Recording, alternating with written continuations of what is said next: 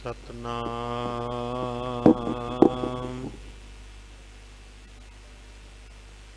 ਸ਼੍ਰੀ ਵਾਹਿਗੁਰੂ ਸਾਹਿਬ ਜੀ। ਇੱਕ ਓੰਕਾਰ ਸਤਨਾਮ ਕਰਤਾ ਪੁਰਖ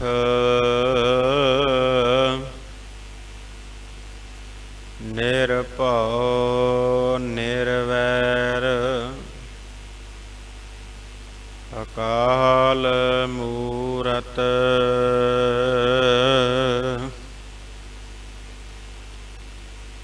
ਅਜੂਨੀ ਸੈਭੰ ਗੁਰ ਪ੍ਰਸਾਦ।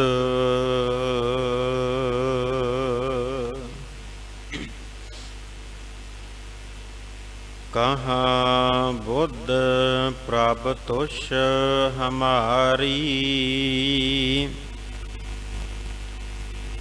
ਬਰਨ ਸਕਹਿ ਮਹਿਮਾ ਜੋ ਤਿਹਾਰੀ।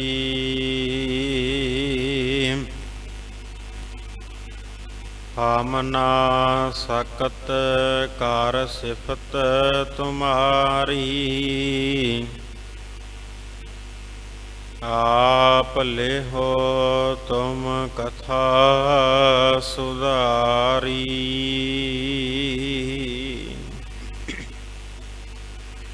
ਸਤਨਾਮ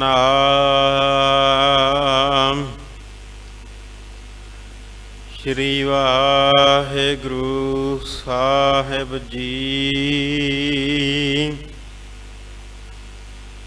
ਕਤਿਕ ਕਰਮ ਕਮਾਵਣੇ ਦੋਸ ਨ ਕਾਹੂ ਜੋਗ।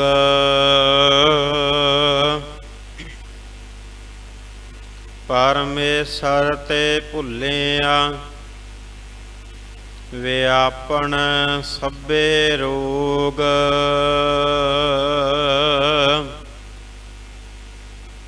ਵੇ ਮੁਖ ਹੋਏ RAM ਤੇ ਲੱਗਨ ਜਨਮ ਵਿਜੋਗ। ਖਿਨ ਮਹਿ ਕੌੜੇ ਹੋਏ ਗਏ ਜਿਤੜੇ ਮਾਇਆ ਭੋਗ। ਵਿੱਚ ਨਾ ਕੋਈ ਕਰ ਸਕੈ ਕਿਸ ਥੈ ਰੋਵਹਿ ਰੋਜ। ਕੀਤਾ ਕਿਛੂ ਨਾ ਹੋਵਈ ਲਿਖਿਆ ਧੁਰ ਸੰਜੋਗ।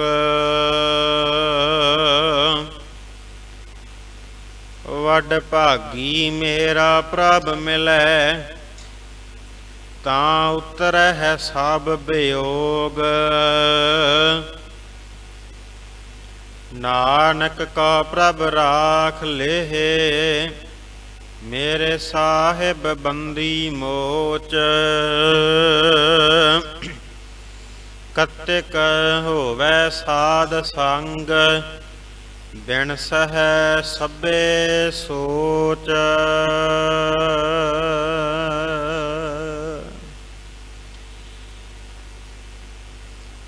ਜੁਗੋ ਜੁਗ ਅਟਲ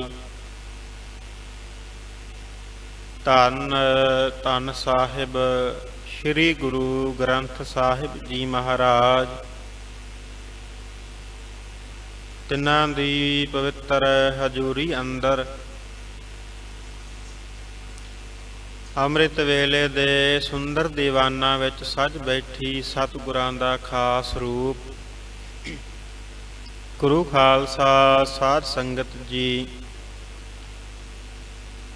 ਸਤਿਗੁਰਾਂ ਦੀ ਅਪਾਰ ਮਿਹਰਾਮਤ ਦੇ ਸਦਕਾ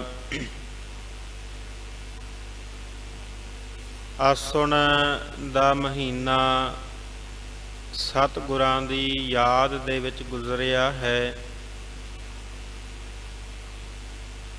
ਅੱਜ ਕੱਤਕ ਮਹੀਨੇ ਦੀ ਪਵਿੱਤਰ ਸੰਗਰਾਂਦ ਦਾ ਦਿਹਾੜਾ ਹੈ ਜੀ। ਅੰਮ੍ਰਿਤ ਵੇਲੇ ਦੇ ਸੁੰਦਰ ਦੀਵਾਨਾਂ ਵਿੱਚ ਹਾਜ਼ਰੀ ਭਰ ਰਹੀ ਗੁਰੂ ਖਾਲਸਾ ਸਾਧ ਸੰਗਤ ਜੀ, ਸਤਿਗੁਰਾਂ ਦੀ ਅਪਾਰ ਮਿਹਰਮਤ ਦਾ ਸਦਕਾ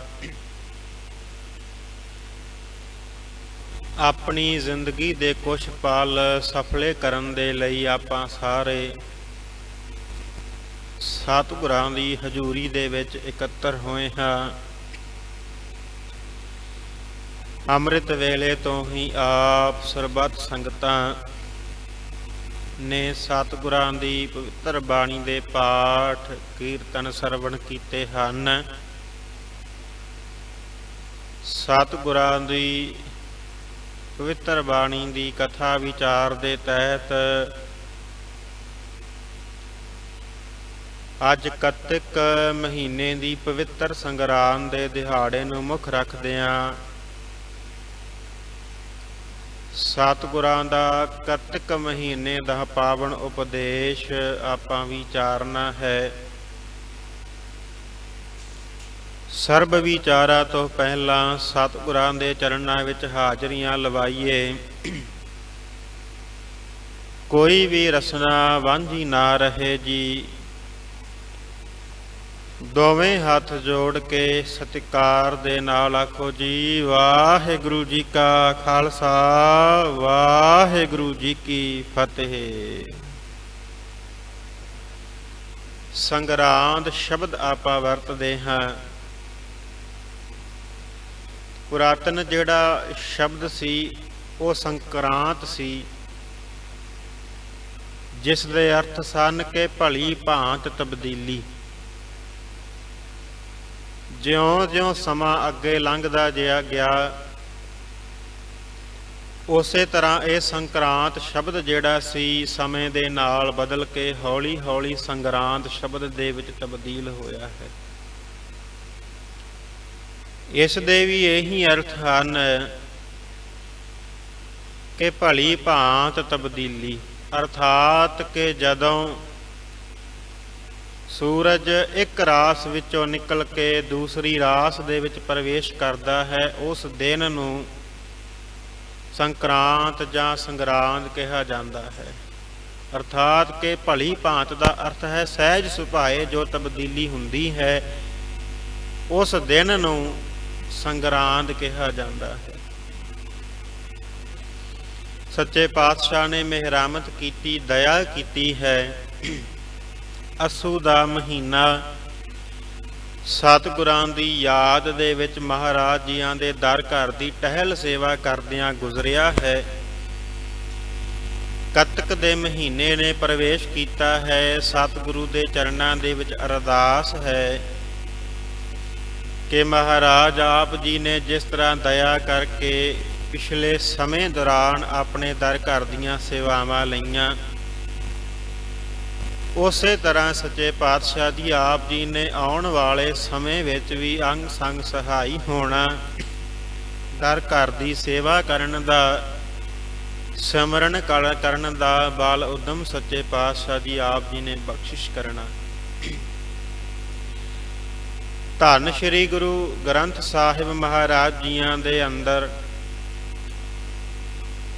12 ਮਹਾਂ ਸੁਭਾਏਮਾਨ ਹਨ, ਜਿਨ੍ਹਾਂ ਦੇ ਵਿੱਚ ਸਾਲ ਦੇ 12 ਮਹੀਨਿਆਂ ਦੇ ਪਰਥਾਏ ਉਪਦੇਸ਼ ਹੈ।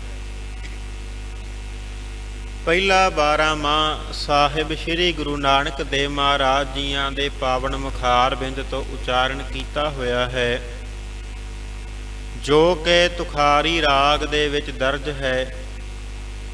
ਅਤੇ ਦੂਸਰਾ 12ਵਾਂ ਸ਼ਹੀਦਾਂ ਦੇ ਸਰਤਾਜ ਪੰਜਵੇਂ ਪਾਤਸ਼ਾਹ ਸਾਹਿਬ ਸ਼੍ਰੀ ਗੁਰੂ ਅਰਜਨ ਦੇਵ ਮਹਾਰਾਜ ਜੀਆਂ ਦੇ ਪਾਵਨ ਮੁਖਾਰ ਬਿੰਦ ਤੋਂ ਉਚਾਰਨ ਕੀਤਾ ਹੈ, ਜੋ ਕਿ ਮਾਝ ਰਾਗ ਦੇ ਅੰਦਰ ਸੁਭਾਏਮਾਨ ਹੈ।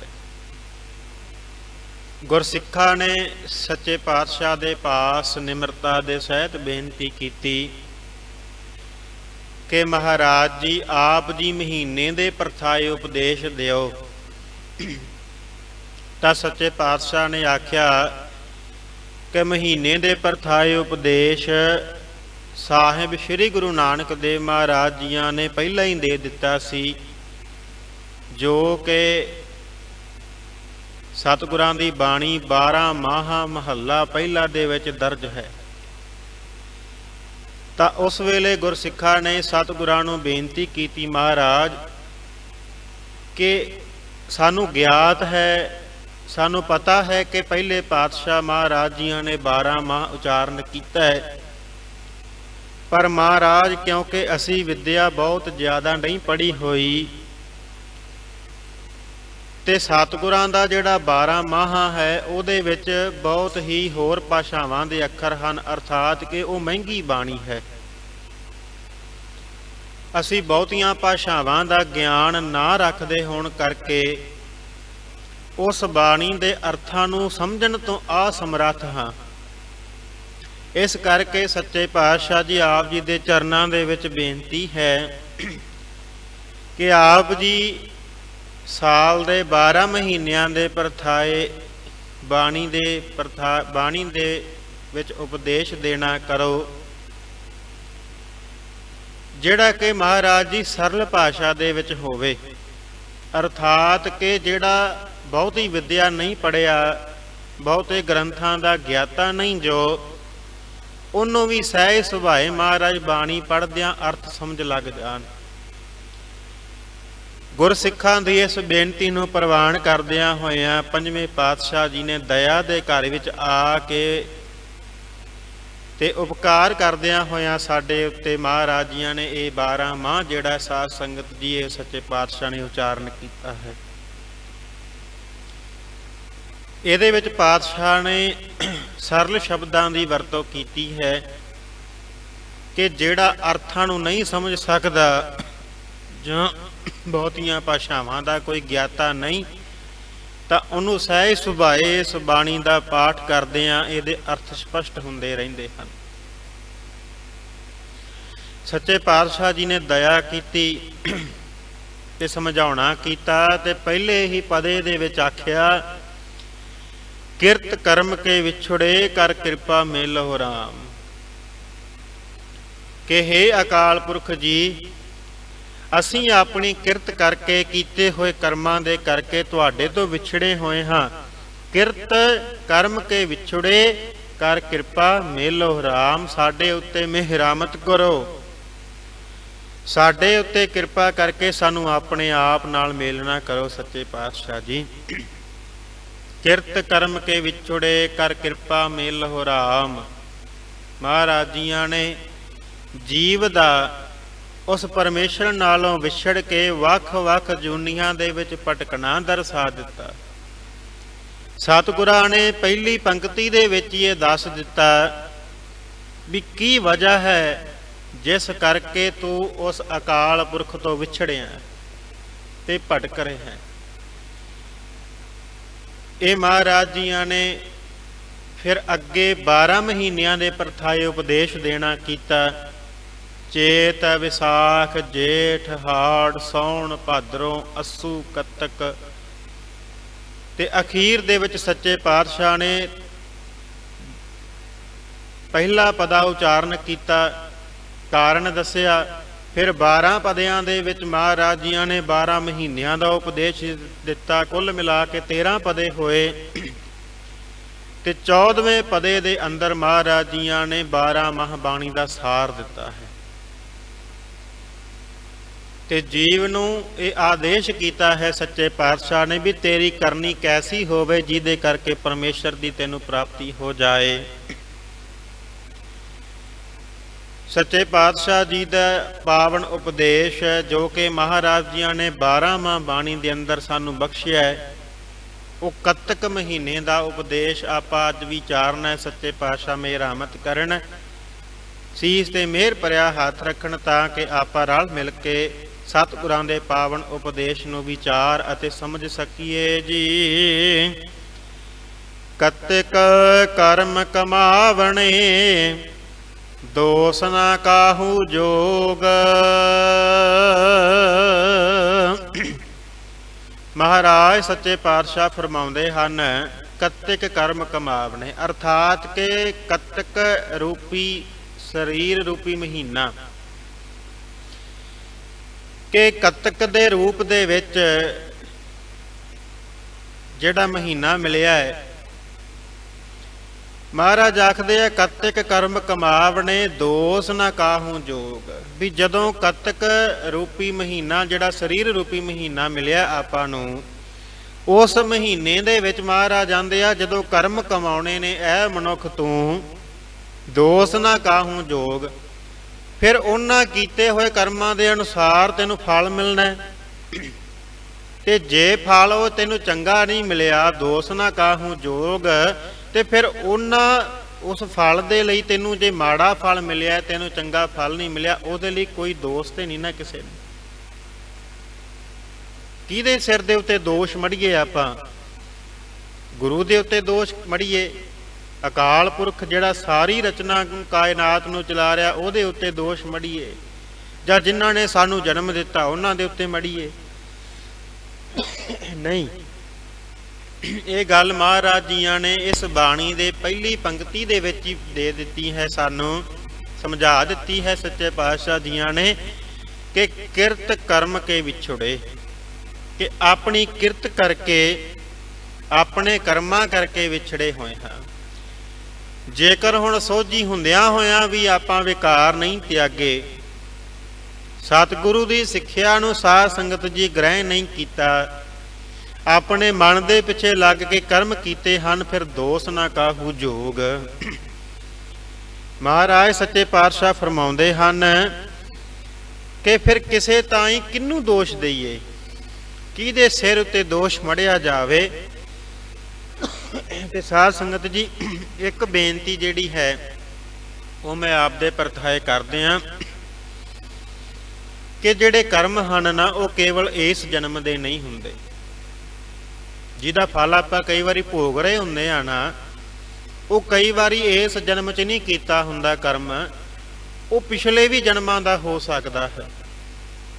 ਹਾਲਾਂਕਿ ਆਪਣਾ ਦਿਮਾਗ ਜਿਹੜਾ, ਆਪਾਂ ਸਾਇੰਸ ਪੜ੍ਹ ਲਈਏ, ਵਿਗਿਆਨ ਆ ਗਿਆ, ਆਪਾਂ ਇਸ ਗੱਲਾਂ ਨੂੰ ਮੰਨਦੇ ਨਹੀਂ, ਮੁਨਕਰ ਹਾਂ ਇਹਨਾਂ ਗੱਲਾਂ ਤੋਂ। ਪਰ ਸਾਧ ਸੰਗਤ ਜੀ, ਮੈਂ ਇੱਕ ਬੇਨਤੀ ਕਰਦੇ ਹਾਂ ਕਿ ਕਬੂਤਰ ਦੇ ਅੱਖ ਬੰਦ ਕਰ ਲੈਣ ਦੇ ਨਾਲ ਬਿੱਲੀ ਨਹੀਂ ਭੱਜਦੀ। ਜੇ ਆਪਾਂ ਅੱਖਾਂ ਬੰਦ ਕਰ ਲਈਏ, ਆਖੀਏ ਕਿ ਅਸੀਂ ਨਹੀਂ ਮੰਨਦੇ ਇਸ ਚੀਜ਼ ਨੂੰ, ਤੇ ਜਿਹੜੀ ਚੀਜ਼ ਸੱਚ ਹੈ, ਸੱਚ ਕਦੀ ਵੀ ਝੂਠ ਵਿੱਚ ਤਬਦੀਲ ਨਹੀਂ ਹੋਇਆ ਕਰਦਾ, ਜਾਂ ਸੱਚ ਜਿਹੜਾ ਹੈ ਉਹ ਕਦੀ ਖਤਮ ਨਹੀਂ ਹੋ ਜਾਇਆ ਕਰਦਾ। ਇਸ ਕਰਕੇ ਸਾਧ ਸੰਗਤ ਜੀ, ਜੇਕਰ ਆਪਾਂ ਨੂੰ ਇਸ ਜਨਮ ਦੀ ਤਾਂ ਸੋਝੀ ਹੈ ਵੀ ਜਿਸ ਕਰਮ ਦਾ ਫਲ ਸਾਨੂੰ ਮਿਲ ਰਿਹਾ, ਇਸ ਜਨਮ ਦੇ ਵਿੱਚ ਐਸਾ ਕਰਮ ਨਹੀਂ ਕੋਈ ਕੀਤਾ, ਤੇ ਪਿਛਲੀਆਂ ਵੀ ਜੂਨਾਂ ਦੇ ਵਿੱਚੋਂ ਆਪਾਂ ਹੋ ਕੇ ਆਏ ਆ, ਇਹ ਪਤਾ ਨਹੀਂ ਕਿ ਕਿਹੜੇ ਕਰਮ ਦਾ ਫਲ ਹੈ ਜਿਹੜਾ ਉਹ ਸਾਨੂੰ ਇਸ ਜਨਮ ਦੇ ਵਿੱਚ ਮਿਲ ਰਿਹਾ। ਦੁਆਪਰ ਯੁੱਗ ਦੇ ਅੰਦਰ ਕੈਰਵਾਂ ਦੇ ਰਾਜਾ ਜਿਹੜੇ ਸੀ ਧ੍ਰਿਤਰਾਸ਼ਟਰ, ਅਸੀਂ ਸਾਰੇ ਇਤਿਹਾਸ ਤੋਂ ਜਾਣੂ ਹਾਂ ਵੀ ਉਹ ਨੇਤਰਹੀਣ ਸਨ, ਅੱਖਾਂ ਤੋਂ ਦਿਖਾਈ ਨਹੀਂ ਸੀ ਦਿੰਦਾ, ਉਹਨਾਂ ਨੂੰ ਜੋਤ ਨਹੀਂ ਸੀ ਅੱਖਾਂ ਦੀ। ਇੱਕ ਵੇਲਾ ਐਸਾ ਆਇਆ ਕਿ ਦੁਆਪਰ ਯੁੱਗ ਦੇ ਅਵਤਾਰ ਸ਼੍ਰੀ ਕ੍ਰਿਸ਼ਨ ਰਾਜੇ ਧ੍ਰਿਤਰਾਸ਼ਟਰ ਨੂੰ ਮਿਲਣ ਵਾਸਤੇ ਗਏ, ਤਾਂ ਗੱਲਬਾਤ ਕਰਦਿਆਂ ਰਾਜੇ ਧ੍ਰਿਤਰਾਸ਼ਟਰ ਨੇ ਇਹ ਪ੍ਰਸ਼ਨ ਕੀਤਾ ਕਿ ਹੇ ਵਾਸੁਦੇਵ, ਮੈਂ ਜਨਮ ਤੋਂ ਹੀ ਨੇਤਰਹੀਣ ਹਾਂ, ਅਰਥਾਤ ਕਿ ਮੈਂ ਜਦੋਂ ਜਨਮਿਆ ਉਦੋਂ ਮੇਰੀਆਂ ਅੱਖਾਂ ਨਹੀਂ ਸਨ, ਅੱਖਾਂ ਦੀ ਜੋਤ ਨਹੀਂ ਸੀ। ਇਸ ਕਰਕੇ ਜੋਤ ਨਾ ਹੋਣ ਕਰਕੇ ਮੈਂ ਕੋਈ ਮਾੜਾ ਕਰਮ ਨਹੀਂ ਕੀਤਾ, ਤੇ ਚੰਗਾ ਕਰਮ ਵੀ ਕੋਈ ਬਹੁਤਾ ਨਹੀਂ ਕਰ ਸਕਿਆ, ਕਿਉਂਕਿ ਜਦੋਂ ਜੋਤ ਹੀ ਨਹੀਂ ਅੱਖਾਂ ਦੇ ਵਿੱਚ, ਉਦੋਂ ਫਿਰ ਸਾਧ ਸੰਗਤ ਕਰਮ ਕੀ ਕਰਨਾ ਹੈ। ਮੈਨੂੰ ਇਸ ਗੱਲ ਦੀ ਸਮਝ ਨਹੀਂ ਆਈ ਵੀ ਇਹ ਜਿਹੜਾ ਮੈਨੂੰ ਸਜ਼ਾ ਮਿਲੀ ਹੋਈ ਹੈ, ਜਾਂ ਮੇਰੀ ਜੋਤ ਨਹੀਂ ਗਈ ਅੱਖਾਂ ਦੀ, ਇਹ ਕਿਹੜੇ ਕਰਮ ਕਰਕੇ ਹੈ। ਕਿਉਂਕਿ ਮੈਂ ਜਪ ਕੀਤਾ ਹੈ, ਤੇ ਜਪੀ ਹੋਣ ਕਰਕੇ ਮੈਨੂੰ ਉਸ ਜਪ ਦੇ ਫਲ ਸਰੂਪ ਇਹ ਫਲ ਮਿਲਿਆ ਹੈ ਕਿ ਮੈਨੂੰ ਮੇਰੇ ਪਿਛਲੇ 100 ਜਨਮਾਂ ਦੀ ਸੋਝੀ ਹੈ। ਜਿਹੜੇ ਪਿਛਲੇ 100 ਜਨਮ ਮੈਂ ਬਤੀਤ ਕੀਤੇ, ਉਹਨਾਂ 100 ਜਨਮਾਂ ਦੇ ਵਿੱਚ ਮੈਂ ਵੇਖ ਸਕਣਾ ਮੈਂ ਕੀ ਕੀ ਕਰਮ ਕੀਤੇ ਨੇ, ਪਰ ਉਹਨਾਂ 100 ਜਨਮਾਂ ਦੇ ਵਿੱਚ ਮੈਂ ਐਸਾ ਕੋਈ ਕਰਮ ਨਹੀਂ ਕੀਤਾ ਜਿਹਦੇ ਕਰਕੇ ਮੈਨੂੰ ਇਸ ਜਨਮ ਦੇ ਵਿੱਚ ਨੇਤਰਹੀਣ ਹੋਣਾ ਪਿਆ ਹੈ। ਤਾਂ ਉਸ ਵੇਲੇ ਵਾਸੁਦੇਵ ਜੀ ਨੇ, ਕ੍ਰਿਸ਼ਨ ਜੀ ਨੇ ਕਿਹਾ ਕਿ ਹੇ ਰਾਜਨ, ਤੇਰੇ ਕੀਤੇ ਹੋਏ ਕਰਮਾਂ ਦੇ ਕਰਕੇ ਤੈਨੂੰ ਇਹ ਫਲ ਜਿਹੜਾ ਤੈਨੂੰ ਇਹ ਮਿਲਿਆ ਹੈ, ਤੂੰ ਭੋਗ ਰਿਹਾ ਜੋ। ਕਿਉਂਕਿ ਪਰਮੇਸ਼ਰ ਦਾ ਵਿਧਾਨ ਹੈ ਵੀ ਜਿਹੋ ਜਿਹਾ ਕੋਈ ਕਰਮ ਕਰਦਾ ਉਹਨੂੰ ਉਹਦਾ ਫਲ ਭੁਗਤਣਾ ਹੀ ਪੈਂਦਾ ਹੈ। ਹਾਂ, ਜਨਮ ਅਗਾਂਹ ਪਿਛਾਂ ਹੋ ਸਕਦੇ ਨੇ, ਵੀ ਕਿਸੇ ਦਾ ਫਲ ਇਸ ਜਨਮ 'ਚ ਮਿਲ ਜਾਏ, ਕਿਸੇ ਦਾ ਅਗਾਂਹ ਮਿਲੇ, ਪਰ ਉਹ ਪਰਮੇਸ਼ਰ ਦੀ ਜਿਹੜੀ ਚੱਕੀ ਹੈ ਨਾ, ਉਹ ਬੜਾ ਬਰੀਕ ਪੀਸਦੀ ਹੈ। ਇਸ ਕਰਕੇ ਤੂੰ ਇਹ ਦੋਸ਼ ਨਾ ਦੇ ਪਰਮੇਸ਼ਰ ਨੂੰ ਕਿ ਤੈਨੂੰ ਇਹ ਜਿਹੜਾ ਫਲ ਮਿਲਿਆ ਇਹ ਬਿਨਾਂ ਕਰਮ ਕੀਤੇ ਮਿਲਿਆ, ਕਿਉਂਕਿ ਕਰਮ ਕੀਤੇ ਤੋਂ ਬਿਨਾਂ ਸਾਧ ਸੰਗਤ ਜੀ ਕੋਈ ਫਲ ਨਹੀਂ ਮਿਲਦਾ। ਇੱਕ ਕਿਸਾਨ ਹੈ ਜਿਹੜਾ, ਉਹ ਜਦੋਂ ਤੱਕ ਖੇਤ ਵਿੱਚ ਬੀਜ ਨਹੀਂ ਪਾਉਂਦਾ, ਉਹਨੂੰ ਸਿੰਜਦਾ ਨਹੀਂ, ਉਹਦੀ ਦੇਖ ਰੇਖ ਨਹੀਂ ਕਰਦਾ, ਅਰਥਾਤ ਕਰਮ ਹੀ ਕਰ ਰਿਹਾ ਨਾ, ਉਦੋਂ ਤੱਕ ਉਹ ਫਸਲ ਕੱਟਣ ਦਾ ਅਧਿਕਾਰੀ ਨਹੀਂ ਹੁੰਦਾ। ਉਹ ਅਧਿਕਾਰੀ ਕਿਉਂ ਹੈ? ਕਿਉਂਕਿ ਉਹਨੇ ਬੀਜ ਬੋਇਆ ਹੈ ਖੇਤ ਅੰਦਰ, ਉਹਨੇ ਸਿੰਜਿਆ, ਦਿਨ ਰਾਤ ਉਹਦੀ ਰਖਵਾਲੀ ਕੀਤੀ ਹੈ, ਫਿਰ ਜਾ ਕੇ ਆਪਣੇ ਬੋਏ ਹੋਏ ਬੀਜ ਦਾ ਫਲ ਲੈਣ ਜੋਗਾ ਉਹ ਹੋਇਆ।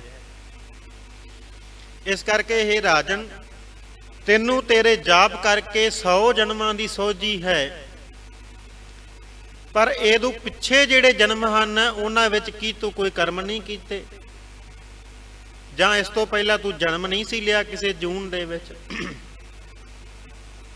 ਉਹ ਕਹਿਣ ਲੱਗਾ, ਮੈਨੂੰ ਉਹਦੀ ਸੋਝੀ ਨਹੀਂ, ਮੇਰੀ ਬੇਨਤੀ ਹੈ ਵੀ ਮੈਨੂੰ ਮੇਰੇ ਜਨਮ ਦਾ ਕੀਤਾ ਹੋਇਆ ਉਹ ਕਰਮ ਜ਼ਰੂਰ ਮੈਂ ਵੇਖਣਾ ਚਾਹੁੰਦਾ ਹਾਂ, ਮੇਰੀ ਇੱਛਾ ਹੈ। ਰਾਜੇ ਧ੍ਰਿਤਰਾਸ਼ਟਰ ਨੇ ਇਹ ਬੇਨਤੀ ਕੀਤੀ, ਵਾਸੁਦੇਵ ਜੀ ਨੇ ਬੇਨਤੀ ਨੂੰ ਪ੍ਰਵਾਨ ਕੀਤਾ। ਰਾਜੇ ਧ੍ਰਿਤਰਾਸ਼ਟਰ ਦੇ ਸਿਰ ਉੱਤੇ ਹੱਥ ਰੱਖ ਦਿੱਤਾ ਤੇ ਉਹਦੇ ਅੰਦਰ ਜਿਹੜਾ ਸੀ ਨਾ, ਉਹ ਦ੍ਰਿਸ਼ ਜਿਹੜਾ ਜਿਸ ਜਨਮ ਦੇ ਵਿੱਚ ਉਹਨੇ ਕਰਮ ਕੀਤਾ ਸੀ ਉਹ ਸਾਰਾ ਆ ਗਿਆ। ਉਹਨੇ ਕੀ ਵੇਖਿਆ ਕਿ ਤਕਰੀਬਨ 13-14 ਸਾਲ ਦੀ ਉਮਰ ਹੈ ਤੇ ਕੀ ਕਰ ਰਿਹਾ ਹੈ? ਹੱਥ ਵਿੱਚ ਸੂਲ ਫੜੀ ਹੋਈ ਹੈ ਉਹਨੇ, ਤੇ ਫੁੱਲਾਂ ਦੇ ਉੱਤੇ ਬੈਠੇ ਹੋਏ ਭੌਰਿਆਂ ਨੂੰ ਫੜ ਫੜ ਕੇ ਉਹਨਾਂ ਦੀਆਂ ਅੱਖਾਂ ਦੇ ਵਿੱਚ ਸੂਲਾ ਮਾਰ ਰਿਹਾ। ਜਦੋਂ ਵੇਖ ਲਿਆ ਤੇ ਪ੍ਰਸ਼ਨ ਕੀਤਾ, ਆਖਿਆ ਵੀ ਮੈਂ ਵੇਖ ਲਿਆ, ਜੇ ਮੈਨੂੰ ਇਸ ਕਰਮ ਦੀ ਜਿਹੜੀ ਸਜ਼ਾ ਮਿਲੀ ਹੈ ਤੇ ਮੈਂ ਵੇਖ ਲਿਆ ਵੀ ਮੈਂ ਭੋਗ ਰਿਹਾ,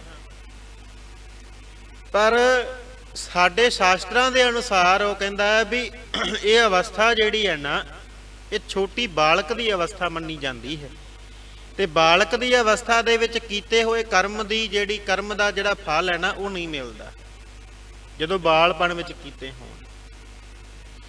ਤਾਂ ਉਸ ਵੇਲੇ ਵਾਸੁਦੇਵ ਜੀ ਨੇ ਇਹ ਗੱਲ ਕਹੀ, ਕਹਿਣ ਲੱਗੇ, ਰਾਜਾ ਧ੍ਰਿਤਰਾਸ਼ਟਰ, ਕਿ ਤੇਰੀ ਇਹ ਗੱਲ ਠੀਕ ਹੈ ਵੀ ਬਾਲਪਣ ਵਿੱਚ ਕੀਤੇ ਹੋਏ ਜਿਹੜੇ ਕਰਮ ਹਨ ਉਹਨਾਂ ਦਾ ਫਲ ਪਰਮੇਸ਼ਰ ਨਹੀਂ ਦਿੰਦਾ। ਜਦੋਂ ਸੋਝੀ ਆ ਜਾਵੇ, ਜਦੋਂ ਸੋਝੀ ਦੇ ਬਾਵਜੂਦ ਵੀ ਕਰਮ ਕਰੇ ਮਨੁੱਖ, ਉਹਦਾ ਫਲ ਉਹਨੂੰ ਮਿਲਦਾ ਹੀ ਮਿਲਦਾ ਹੈ ਮਾੜਾ। ਪਰ ਜਿਸ ਵੇਲੇ ਤੂੰ ਇਹ ਕਰਮ ਕੀਤਾ ਹੈ ਨਾ, ਉਸ ਵੇਲੇ ਤੇਰੀ ਉਮਰ ਉਸ ਅਵਸਥਾ ਤੋਂ ਵਧੇਕ ਸੀ, ਕਿਉਂਕਿ ਸ਼ਾਸਤਰਾਂ ਦੇ ਅਨੁਸਾਰ 12 ਸਾਲ ਦੀ ਉਮਰ ਤੱਕ ਜੇਕਰ ਕੋਈ ਇਹੋ ਜਿਹਾ ਕਰਮ ਕਰਦਾ ਹੈ ਤੇ ਉਹ ਦੰਡ ਦਾ ਅਧਿਕਾਰੀ ਨਹੀਂ। ਤੂੰ ਦੰਡ ਦਾ ਅਧਿਕਾਰੀ ਕਿਉਂ ਹੋਇਆ? ਕਿਉਂਕਿ ਤੇਰੀ ਉਮਰ, ਤੇਰੀ ਆਯੂ ਜਿਹੜੀ ਹੈ ਉਸ ਸਮੇਂ ਵਧੇਕ ਹੋ ਗਈ ਸੀ। ਇਸ ਕਰਕੇ ਤੈਨੂੰ ਇਸ ਜਨਮ ਦੇ ਵਿੱਚ ਰਾਜ ਤਾਂ ਮਿਲਿਆ, ਕਿਉਂਕਿ ਤੂੰ ਤਪ ਕੀਤਾ ਸੀ, ਭਜਨ ਕੀਤਾ ਸੀ, ਪਰ ਇਹ ਹੀ ਜਨਮ ਹੈ ਜਿਹਦੇ ਵਿੱਚ ਕੀਤੇ ਹੋਏ ਕਰਮ ਦਾ ਫਲ ਵੀ ਤੂੰ ਭੋਗਣਾ ਹੈ। ਇਸ ਕਰਕੇ ਕਰਮ ਤੇਰਾ ਸੀ ਤੇ ਫਲ ਵੀ ਤੈਨੂੰ ਹੀ ਭੋਗਣਾ ਪੈਣਾ ਹੈ। ਇਸ ਕਰਕੇ ਇਹ ਮਿਲੇ ਹੋਏ ਫਲ ਨੂੰ ਦਾ ਜਿਹੜਾ ਕਹਿ ਦਈਏ ਕਿ ਕਿਸੇ ਦੇ ਸਿਰ ਉੱਤੇ ਨਹੀਂ ਤੂੰ ਮੜ ਸਕਦਾ ਕਿ ਇਹ ਕਰਮ ਦਾ ਫਲ ਤੈਨੂੰ ਕਿਉਂ ਮਿਲਿਆ ਹੈ, ਤੂੰ ਕਿਉਂ ਭੋਗ ਰਿਹਾ ਹੈ ਇਸ ਕਰਮ ਦੇ ਫਲ ਨੂੰ। ਕਰਮ ਤੂੰ ਕੀਤਾ ਹੈ ਤੇ ਤੈਨੂੰ ਭੋਗਣਾ ਹੀ ਪੈਣਾ ਹੈ। ਇਸ ਕਰਕੇ ਸੱਚੇ ਪਾਤਸ਼ਾਹ ਮਹਾਰਾਜ ਫਰਮਾਉਂਦੇ ਹਨ, ਕਤਿਕ ਕਰਮ ਕਮਾਵਣੇ ਦੋਸ ਨਾ ਕਾਹੂ ਜੋਗ। ਮਨੁੱਖਾ ਸਰੀਰ ਰੂਪੀ ਕੱਤਕ ਦੇ ਮਹੀਨੇ ਦੇ ਵਿੱਚ ਮਹਾਰਾਜ ਆਂਦੇ ਜੇਕਰ ਕੋਈ ਕਰਮ ਕਮਾਵੇ ਉਹਨੂੰ ਵੈਸਾ ਹੀ ਫਲ ਪ੍ਰਾਪਤ ਹੋਵੇਗਾ। ਦੋਸ ਨਾ ਕਾਹੂ ਜੋਗ, ਕਿਹਦੇ ਸਿਰ ਉੱਤੇ ਦੋਸ ਦਿਆਂਗੇ, ਕਿਹਦੇ ਸਿਰ ਉੱਤੇ ਦੋਸ ਮੜਾਂਗੇ। ਪਰਮੇਸ਼ਰ ਤੇ ਭੁੱਲਿਆ ਵਿਆਪਣ ਸਭੇ ਰੋਗ। ਮਹਾਰਾਜ ਆਖਦੇ ਨੇ ਜਦੋਂ ਵਿਕਾਰਾਂ ਦੇ ਅਧੀਨ ਹੋ ਕੇ ਸੰਸਾਰ ਵਿੱਚ ਆ ਕੇ ਕਰਮ ਕੀਤੇ ਨੇ ਤੇ ਪਰਮੇਸ਼ਰ ਨੂੰ ਭੁਲਾ ਦਿੱਤਾ, ਰੱਬ ਨੂੰ ਭੁਲਾ ਦਿੱਤਾ ਹੈ। ਵਿਆਪਣ ਸਭੇ ਰੋਗ, ਤੇ ਸਾਰੇ ਰੋਗ ਫਿਰ ਆ ਕੇ ਵਿਆਪਦੇ ਨੇ ਦੇਹੀ ਨੂੰ, ਸਾਰੇ ਵਿਕਾਰ ਆ ਜਾਂਦੇ ਨੇ। ਜਿਸ ਹਿਰਦੇ ਵਿੱਚ ਸਾਧ ਸੰਗਤ ਜੀ ਨਾਮ ਵਸਿਆ ਹੋਇਆ ਨਾ, ਜਿੱਥੇ ਪਰਮੇਸ਼ਰ ਵਸਿਆ ਉੱਥੇ ਵਿਕਾਰ ਨਹੀਂ ਆ ਕੇ ਵਸਦੇ। ਉੱਥੇ ਤਮੋ ਗੁਣ ਜਿਹੜਾ ਹੈ ਉਹ ਮਨੁੱਖ ਦਾ ਸੁਭਾਅ ਨਹੀਂ ਹੁੰਦਾ, ਉੱਥੇ ਸਤੋ ਗੁਣੀ ਸੁਭਾਅ ਮਨੁੱਖ ਦਾ ਹੋ ਜਾਂਦਾ ਹੈ। ਅਰਥਾਤ ਕਿ ਸ਼ਾਂਤੀ, ਸਹਿਜ ਸੁਭਾਅ, ਸਹਿਣਸ਼ੀਲਤਾ ਵਰਗੇ ਗੁਣ ਜਿਹੜੇ ਹਨ ਉਹ ਮਨੁੱਖ ਦੇ ਅੰਦਰ ਆ ਜਾਂਦੇ ਹਨ। ਪਰਮੇਸ਼ਰ ਤੇ ਭੁੱਲਿਆ, ਮਹਾਰਾਜ ਆਖਦੇ ਨੇ ਵੀ ਪਰਮੇਸ਼ਰ ਨੂੰ ਭੁਲਾ ਦਿੱਤਾ ਹੈ। ਵਿਆਪਣ ਸਭੇ ਰੋਗ, ਤਾਂ ਕਰਕੇ ਸਾਰੇ ਰੋਗ ਹਰੇਕ ਪ੍ਰਕਾਰ ਦੇ ਜਿਹੜੇ ਹਨ ਉਹ ਵਿਆਪਦੇ ਹਨ। ਵੇਮੁਖ ਹੋਏ RAM ਤੇ ਲੱਗਣ ਜਨਮ ਵਿਜੋਗ। ਹੁਣ ਜਦੋਂ ਪਰਮੇਸ਼ਰ ਭੁੱਲ ਗਿਆ ਤੇ ਹਰੇਕ ਪ੍ਰਕਾਰ ਦੇ ਰੋਗ ਆ ਕੇ ਘੇਰਨਗੇ, ਭਾਵੇਂ ਉਹ ਇਸ ਲੋਕ ਦੇ ਹੋਣ ਭਾਵੇਂ ਪਰਲੋਕ ਦੇ। ਲੋਕ ਦੇ ਜਿਹੜੇ ਰੋਗ ਨੇ ਸਾਧ ਸੰਗਤ ਜੀ, ਉਹ ਨੇ ਵਿਕਾਰਾਂ ਦੇ ਅਧੀਨ ਹੋ ਜਾਣਾ, ਈਰਖਾ ਕਰਨੀ, ਨਫ਼ਰਤ ਕਰਨੀ, ਕਿਸੇ ਦੀ ਵਸਤ ਕਿਸੇ ਨੂੰ ਪ੍ਰਾਪਤ ਹੋਈ ਉਹਨੂੰ ਵੇਖ ਕੇ ਸੜੀ ਜਾਣਾ, ਜੈਲਸੀ ਫੀਲ ਕਰਨਾ। ਇਸ ਤਰ੍ਹਾਂ ਦੇ ਜਿਹੜੇ ਕਰਮ ਨੇ ਜਦੋਂ ਪਰਮੇਸ਼ਰ ਭੁੱਲ ਜਾਵੇ ਉਸ ਤਰ੍ਹਾਂ ਵਿਕਾਰ ਆਖੇ ਹਿਰਦੇ ਦੇ ਵਿੱਚ ਵਸ ਜਾਂਦੇ ਹਨ। ਤੇ ਰੋਗ ਹੀ ਹੈ ਨਾ ਇਹ ਸਾਰੇ ਵਿਕਾਰ ਜਿਹੜੇ ਹਨ ਹਿਰਦੇ ਦੇ ਵਿੱਚ ਆ ਕੇ। ਸਾਧ ਸੰਗਤ ਜੀ, ਸਾਇੰਸ ਨੇ ਇੱਕ ਗੱਲ ਸਿੱਧ ਕੀਤੀ, ਜਿਹੜਾ ਇਨਸਾਨ ਈਰਖਾ ਦੇ ਅਧੀਨ ਵਿਚਰਦਾ ਹੈ ਨਾ, ਉਹਦੇ ਸਰੀਰ ਅੰਦਰ ਕੈਂਸਰ ਬਣਨ ਦੀ ਸੰਭਾਵਨਾ 40% ਵੱਧ ਜਾਂਦੀ ਹੈ। ਇਹ ਮੈਂ ਨਹੀਂ ਕਹਿ ਰਿਹਾ, ਸਾਇੰਸ ਕਹਿ ਰਹੀ ਹੈ। ਪਿੱਛੇ ਜੇ ਇੱਕ ਖੁਲਾਸਾ ਹੋਇਆ ਸੀ, ਉਹਦੇ ਵਿੱਚ ਉਹਨਾਂ ਨੇ ਆਖਿਆ ਵੀ ਜਿਹੜਾ ਈਰਖਾ ਦੇ ਅਧੀਨ ਰਹੇ, ਹੁਣ ਕਿਸੇ ਨੂੰ ਵਸਤ ਪਰਮੇਸ਼ਰ ਨੇ ਦਿੱਤੀ ਹੈ, ਉਹਦੇ ਕਰਮ ਕਰਕੇ ਕਿਸੇ ਨੂੰ ਪ੍ਰਾਪਤ ਹੋਈ ਹੈ। ਮੇਰੇ ਮਨ ਵਿੱਚ ਈਰਖਾ ਹੈ ਵੀ ਇਹਨੂੰ ਪ੍ਰਾਪਤ ਕਿਉਂ ਹੋਈ। ਇਹ ਵਾਧੂ ਦੀ ਈਰਖਾ ਹੈ, ਵਾਧੂ ਦਾ ਬੋਝ ਹੈ ਮਨ ਉੱਤੇ ਆਪਣੇ ਤੇ ਉਹਦੇ ਵਿੱਚ ਸੜੀ ਜਾਣਾ, ਚਿੰਤਾ ਕਰੀ ਜਾਣੀ ਇਹਦੇ ਘਰ ਆ ਗਈ, ਮੇਰੇ ਘਰ ਆਈ ਨਹੀਂ ਹੈ। ਇਹ ਜਿਹੜੀ ਚਿੰਤਾ, ਜਿਹੜੀ ਈਰਖਾ ਹੈ ਨਾ ਸਾਧ ਸੰਗਤ ਜੀ, ਇਹ 40% ਕੈਂਸਰ ਬਣਨ ਦਾ ਕਾਰਨ ਹੈ। ਤੇ ਬਿਮਾਰੀਆਂ ਵੱਧ ਕਿਉਂ ਰਹੀਆਂ? ਪਰਮੇਸ਼ਰ ਦਾ ਨਾਮ ਨਹੀਂ ਯਾਦ। ਅਸੀਂ ਭੁੱਲ ਗਏ ਹਾਂ ਵੀ ਜਿਹੜੇ ਜੀਵਾਂ ਨੂੰ ਸੰਸਾਰ ਤੇ ਪਰਮੇਸ਼ਰ ਨੇ ਪੈਦਾ ਕੀਤਾ, ਉਹਨੇ ਰਿਜ਼ਕ ਵੀ ਸਾਰਿਆਂ ਦਾ ਦਿੱਤਾ ਹੈ। ਜਿਹੜਾ ਪੈਦਾ ਹੋ ਰਿਹਾ ਸਾਧ ਸੰਗਤ ਸੰਸਾਰ ਅੰਦਰ ਆਪਣੇ ਹਿੱਸੇ ਦਾ ਰਿਜ਼ਕ ਉਹ ਲੈ ਕੇ ਹੀ ਆ ਰਿਹਾ ਹੈ। ਤੇ ਜੇ ਪਰਮੇਸ਼ਰ ਨੇ ਕਿਸੇ ਨੂੰ ਦਾਤ ਦਿੱਤੀ ਹੈ ਤੇ ਆਪਾਂ ਨੂੰ ਕੀ ਹੱਕ ਹੈ ਆਪਾਂ ਨੂੰ ਵੇਖ ਕੇ ਸੜੀਏ, ਉਹਨੂੰ ਵੇਖ ਕੇ ਈਰਖਾ ਕਰੀਏ, ਨਫ਼ਰਤ ਪੈਦਾ ਹੋਵੇ ਸਾਡੇ ਮਨ ਅੰਦਰ ਉਹਨੂੰ ਵੇਖ ਕੇ। ਪਰਮੇਸ਼ਰ ਜਦੋਂ ਭੁੱਲ ਜਾਏ, ਵਿਕਾਰ ਅੰਦਰ ਹਾਵੀ ਹੋ ਜਾਣ, ਉਦੋਂ ਸਾਧ ਸੰਗਤ ਜੀ ਫਿਰ ਰੋਗ ਹੀ ਰੋਗ ਪਣਪ ਪੈਂਦੇ ਆ ਸਰੀਰ ਅੰਦਰ। ਸਵਸਥ ਨਹੀਂ ਹੁੰਦਾ ਮਨੁੱਖ। ਉਦੋਂ ਸਵਸਥ ਕਦੋਂ ਹੁੰਦਾ? ਜਦੋਂ ਰੱਬ ਯਾਦ ਹੋਵੇ, ਉਹਦੇ ਨਾਲ ਜੁੜੇ ਹੋਈਏ ਤੇ ਵਿਕਾਰ ਅੰਦਰ ਸਾਡੇ ਨਾ ਹੋਣ, ਦੌੜਦੇ ਨਾ ਹੋਣ, ਅਸੀਂ ਪਰਮੇਸ਼ਰ ਦੀ ਯਾਦ ਦੇ ਵਿੱਚ ਲੱਗੇ ਹੋਈਏ। ਹੁਣ ਇੱਥੇ ਜਦੋਂ ਪਰਮੇਸ਼ਰ ਭੁੱਲਿਆ, ਉਦੋਂ ਵਿਕਾਰਾਂ ਦੇ ਅਧੀਨ ਹੋ ਕੇ ਕਰਮ ਕੀਤਾ। ਅੱਗੇ ਸੱਚੇ ਪਾਤਸ਼ਾਹ ਮਹਾਰਾਜ ਜੀ ਫਰਮਾਉਂਦੇ ਹਨ, ਵੇਮੁਖ ਹੋਏ RAM ਤੇ ਲੱਗਣ ਜਨਮ ਵਿਜੋਗ। ਹੁਣ ਇੱਥੇ ਫਲ ਕੀ ਮਿਲਿਆ ਪਰਮੇਸ਼ਰ ਦੇ ਭੁਲਾਉਣ ਦਾ? ਵਿਕਾਰਾਂ ਵਿੱਚ ਰਹਿ ਕੇ ਜਿਹੜਾ ਜੀਵਨ ਬਤੀਤ ਕੀਤਾ ਤੇ ਵੇਮੁਖ ਹੋਏ RAM ਤੇ, ਜਦੋਂ ਇਸ ਸ੍ਰਿਸ਼ਟੀ ਤੇ ਰਹਿੰਦਿਆਂ ਹੋਇਆਂ ਉਸ ਰਮੇ ਹੋਏ RAM ਦੇ ਨਾਮ ਤੋਂ ਵੇਮੁਖ ਹੋ ਕੇ ਜੀਵਨ ਬਤੀਤ ਕੀਤਾ, ਜਪਿਆ ਨਹੀਂ ਉਹਨੂੰ, ਲੱਗਣ ਜਨਮ ਵਿਜੋਗ, ਉਦੋਂ ਜਨਮਾਂ ਦੇ ਵੀ ਵਿਜੋਗ ਲੱਗ ਗਏ। ਅਰਥਾਤ ਕਿ ਜੀਵਨ ਮਿਲਿਆ ਸੀ ਸਫਲਾ ਕਰਨ ਲਈ, ਨਾਮ ਨਹੀਂ ਜਪਿਆ, ਭਜਨ ਨਹੀਂ ਕੀਤਾ, ਵਿਕਾਰਾਂ ਦੇ ਅਧੀਨ ਰਹਿ ਕੇ ਸਾਧ ਸੰਗਤ ਜੀ ਜੀਵਨ ਬਤੀਤ ਕੀਤਾ ਆਪਣਾ। ਤੇ ਜਦੋਂ ਜਨਮ ਖਤਮ ਹੋਇਆ, ਦਿੱਤੇ ਸਵਾਸ ਪੂਰੇ ਹੋ ਗਏ, ਉਦੋਂ ਜੀਵ ਨੂੰ ਜਦੋਂ ਜਾਣਾ ਪਿਆ, ਉਦੋਂ ਜੇ ਭਜਨ ਕੀਤਾ ਹੁੰਦਾ ਤੇ ਮਿਲ ਜਾਣਾ ਸੀ ਅਕਾਲ ਪੁਰਖ ਦੇ ਨਾਲ, ਜੋਤ ਦੇ ਨਾਲ ਜੋਤ ਮਿਲ ਜਾਂਦੀ ਤੇ ਇੱਕ ਹੋ ਜਾਂਦੇ। ਕਰਮ ਨਹੀਂ ਚੰਗੇ ਕੀਤੇ, ਇਸ ਕਰਕੇ ਉਸ ਪਰਮੇਸ਼ਰ ਤੋਂ ਵੀ ਵਿਜੋਗ ਪੈ ਗਿਆ ਹੈ। ਲੱਗਣ ਜਨਮ ਵਿਜੋਗ। ਮਹਾਰਾਜ ਆਖਦੇ ਨੇ ਇੱਕ ਜਨਮ ਦਾ ਨਹੀਂ, ਜਨਮਾਂ ਦੇ ਵਿਜੋਗ ਪੈ ਗਏ। ਕੀਤੇ ਹੋਏ ਕਰਮਾਂ ਦੇ ਅਨੁਸਾਰ ਅੱਗੇ ਜੂਨੀਆਂ ਭੁਗਤਣੀਆਂ ਹਨ। ਉਹਨਾਂ ਨੂੰ ਭੁਗਤ ਕੇ ਸਾਧ ਸੰਗਤ ਫਿਰ ਮਨੁੱਖਾ ਦੇਹੀ ਪ੍ਰਾਪਤ ਹੋਏਗੀ। ਫਿਰ ਇੱਕ ਮੌਕਾ ਮਿਲੇਗਾ, ਪਰ ਜਨਮ ਇੱਕ ਨਹੀਂ, ਦੋ ਨਹੀਂ। ਸਾਧ ਸੰਗਤ ਮਹਾਰਾਜ ਦੀ ਬਾਣੀ ਆਂਦੀ ਆ ਵੀ 84 ਲੱਖ ਜੂਨਾਂ ਭੁਗਤ ਕੇ ਮਾਨਸ ਦੇਹ ਪ੍ਰਾਪਤ ਹੁੰਦੀ ਹੈ। ਜਨਮਾਂ ਦੇ ਵਿਜੋਗ ਪੈ ਗਏ। ਮਹਾਰਾਜ ਸੱਚੇ ਪਾਤਸ਼ਾਹ ਫਰਮਾਉਂਦੇ ਹਨ, ਖਿਨ ਮਹਿ ਕੌੜੇ ਹੋਏ ਗਏ ਜਿਤੜੇ ਮਾਇਆ ਭੋਗ। ਹੁਣ ਕੀ ਹੋਇਆ, ਸੰਸਾਰ ਵਿੱਚ ਰਹਿੰਦਿਆਂ ਮਾਇਆ ਦੇ ਭੋਗ ਜਿਹੜੇ ਭੋਗਦਾ ਸੀ ਨਾ ਮਹਾਰਾਜ ਆਂਦੇ, ਉਦੋਂ ਬੜੇ ਮਿੱਠੇ ਲੱਗਦੇ ਸੀ। ਉਦੋਂ ਆਪਾਂ ਸਾਧ ਸੰਗਤ ਜੀ ਰੱਬ ਦੇ ਨਾਂ ਵੱਲ ਨਹੀਂ ਆਉਂਦੇ, ਉਦੋਂ ਯਾਦ ਨਹੀਂ ਕਰਦੇ। ਉਦੋਂ ਕਈ ਕਹਿ ਦਿੰਦੇ ਆ, ਇਹ ਜੱਗ ਡਿੱਠਾ, ਇਹ ਜੱਗ ਮਿੱਠਾ, ਅਗਲਾ ਕਿਨ ਡਿੱਠਾ, ਇਹੀ ਮਿੱਠਾ ਜੱਗ ਹੈ, ਅਗਲਾ ਕਿੰਨੇ ਵੇਖਿਆ। ਉਦੋਂ ਸਾਧ ਸੰਗਤ ਜੀ ਪਰਮੇਸ਼ਰ ਦੇ ਭਜਨ ਤੋਂ ਭੱਜਣ ਦੇ ਲਈ ਵੀ ਕਿਤੇ ਸਾਨੂੰ ਸਿਮਰਨ ਕਰਨਾ ਨਾ ਪੈ ਜੇ, ਸਤਿਗੁਰੂ ਦੀ ਸਿੱਖਿਆ ਉਪਦੇਸ਼ ਲੈਣਾ ਨਾ ਪਵੇ, ਅੰਮ੍ਰਿਤ ਛਕਣਾ ਨਾ ਪਵੇ, ਕਹਿਣ ਮਾਤਰ ਕੁਝ ਮਰਜ਼ੀ ਬੰਦਾ ਕਹੀ ਜਾਂਦਾ ਹੈ। ਪਰ ਮਹਾਰਾਜ ਜਾਂਦੇ ਆ, ਜਦੋਂ ਜਨਮਾਂ ਦੇ ਵਿਜੋਗ ਪੈ ਜਾਂਦੇ ਆ ਨਾ, ਖਿਨ ਮੈਂ ਕੌੜੇ ਹੋਏ ਗਏ, ਉਦੋਂ ਇੱਕ ਪਲ ਲੱਗਦਾ ਹੈ, ਉਹ ਸਾਰੇ ਸਵਾਦ ਕੌੜੇ ਹੋ ਜਾਂਦੇ ਆ ਜਿਨ੍ਹਾਂ ਨੂੰ ਭੋਗ ਕੇ ਮਨੁੱਖ ਮਿੱਠੇ ਸਮਝ ਕੇ ਸੰਸਾਰ ਵਿੱਚ ਜੀਵਨ ਗੁਜ਼ਾਰਦਾ ਰਿਹਾ। ਜਨਮ ਤੋਂ ਲੈ ਕੇ ਇਸ ਸੰਸਾਰ ਤੋਂ ਜਾਣ ਤੱਕ ਜਿੰਨਾ ਪਦਾਰਥਾਂ ਦਾ ਆਨੰਦ ਲੈਂਦਾ ਰਿਹਾ, ਸਮਝਦਾ ਰਿਹਾ ਸੰਸਾਰ ਤੇ ਸਭ ਕੁਝ ਹੀ ਸੱਚ ਹੈ, ਇੱਥੇ ਮੈਂ ਸਦੀਵ ਕਰਕੇ ਰਹਿਣਾ, ਉਹਨਾਂ ਪਦਾਰਥਾਂ ਦੇ ਆਨੰਦ ਮਹਾਰਾਜ ਆਂਦੇ ਇੱਕ ਪਲ ਦੇ ਵਿੱਚ ਕੌੜੇ ਹੋ ਗਏ। ਖਿਨ ਮੈਂ ਕੌੜੇ ਹੋਏ ਗਏ ਜਿਤੜੇ ਮਾਇਆ ਭੋਗ। ਮਾਇਆ ਦੇ ਸਾਰੇ ਭੋਗ ਜਿਨ੍ਹਾਂ ਨੂੰ ਭੋਗਦਾ ਸੀ ਇੱਕ ਪਲ ਵਿੱਚ ਸਾਧ ਸੰਗਤ ਜੀ ਕੌੜੇ ਹੋ ਗਏ। ਵਿੱਚ ਨਾ ਕੋਈ ਕਰ ਸਕੈ ਕਿਸ ਥੈ ਰੋਵੈ ਰੋਜ਼। ਹੁਣ ਮਹਾਰਾਜ ਆਂਦੇ ਆ, ਜੂਨੀਆਂ ਦੇ ਵਿੱਚ ਪੈ ਗਿਆ, ਵਿੱਚ ਨਾ ਕੋਈ ਕਰ ਸਕੈ, ਤੇ ਹੁਣ ਵਿਚੋਲਾ ਕਿਹੜਾ ਵਿੱਚ ਪਵੇ ਜਿਹੜਾ ਵਿੱਚ ਪੈ ਕੇ ਤੈਨੂੰ ਛੁਡਾਵੇ। ਕਿਸ ਥਾਂ ਰੋਵੈ ਰੋਜ਼। ਹੁਣ ਜੂਨੀਆਂ ਦੇ ਵਿੱਚ ਪਿਆ ਹੋਇਆ, ਹੁਣ ਕਿਹੜੀਆਂ ਥਾਵਾਂ ਨੂੰ ਰੋਜ਼ ਰੋਣਾ ਹੈ, ਕਿਹਨੂੰ ਰੋ ਕੇ ਵਿਖਾਉਣਾ ਰੋਜ਼।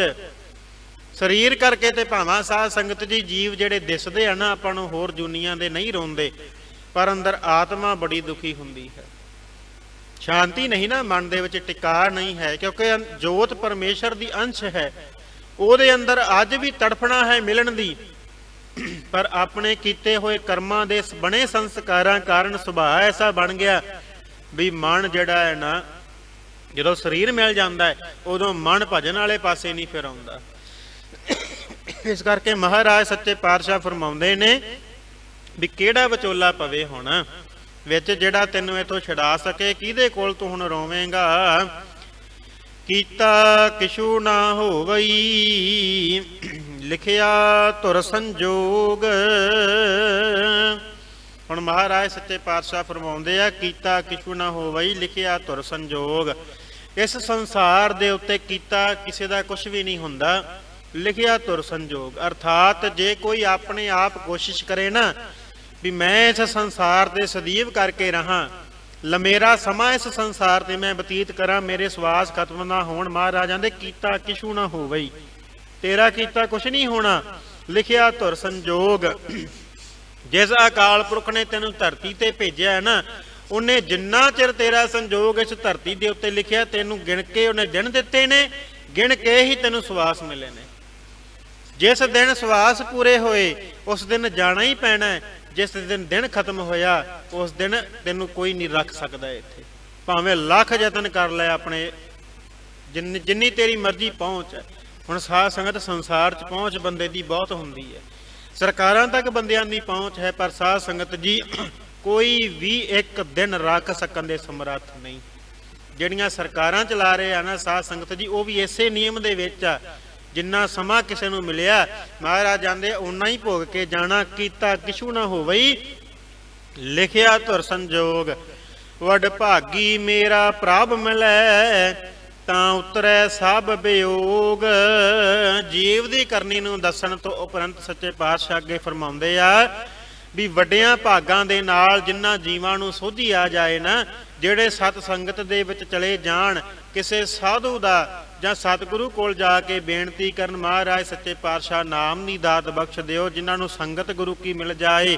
ਵੱਡ ਭਾਗੀ ਮੇਰਾ ਪ੍ਰਭ ਮਿਲੈ, ਉਹ ਵੱਡਿਆਂ ਭਾਗਾਂ ਵਾਲੇ ਹੋ ਜਾਂਦੇ ਹਨ। ਉਹਨਾਂ ਨੂੰ ਫਿਰ ਸਤ ਸੰਗਤ ਵਿੱਚ ਬੈਠ ਕੇ ਸਿਮਰਨ ਕਰਨ ਦਾ ਫਲ ਕੀ ਮਿਲਦਾ ਹੈ। ਮਹਾਰਾਜ ਆਖਦੇ ਨੇ ਵੱਡ ਭਾਗੀ ਮੇਰਾ ਪ੍ਰਭ ਮਿਲੇ। ਵਡਭਾਗ ਹੋ ਜਾਂਦੇ ਹਨ ਉਹਨਾਂ ਦੇ, ਫਿਰ ਉਹਨਾਂ ਨੂੰ ਫਿਰ ਪ੍ਰਭੂ ਪਰਮੇਸ਼ਰ ਮਿਲ ਪੈਂਦਾ ਹੈ ਤਾਂ ਉਤਰੇ ਸਭ ਵਿਯੋਗ। ਤੇ ਫਿਰ ਮਹਾਰਾਜ ਜਾਂਦੇ ਆ ਸਾਰੇ ਜਿਹੜੇ ਵਿਛੋੜੇ ਦੇ ਜਿਹੜੇ ਦੁੱਖ ਆ ਨਾ, ਵਿਯੋਗ ਜਿਨ੍ਹਾਂ ਕਰਕੇ ਪਿਆ ਹੋਇਆ, ਉਹ ਖਤਮ ਹੋ ਜਾਂਦੇ ਹਨ।